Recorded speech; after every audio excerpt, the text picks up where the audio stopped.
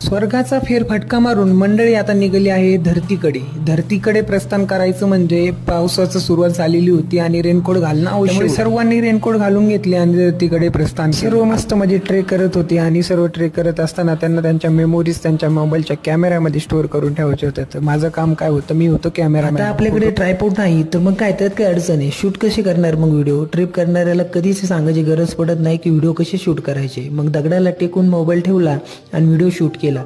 असला जाम भारी व्हिडिओ येऊन गेला ना, काय सांगू राव तुम्हासनी. अरे बाबा, ट्रेक करत असताना जर पाऊसच नाही आला तर मग ते ट्रेक करण्याची काय मजा. जर तुम्ही राजमाची ट्रेकला येत असाल आणि जर पाऊस झालेला असेल तर असली भयंकर स्थिती होत असते विकेंडला. कारण तिकडून येणारी गाडीवर चढत नाही आणि इकडून जाणाऱ्या गाडीला काही वेळ मिळत नाही. आता अशी परिस्थिती झालेली आहे बघा. आणि हा मिनिमम 2, 2.5, 3 तासाचा आता हा जाम आहे पूर्ण आणि हा निघणार नाही. तर मित्रांनो, पुन्हा भेटूया नवीन ब्लॉग मध्ये. तोपर्यंत तुम्ही आपले सर्व ब्लॉग बघून घ्या.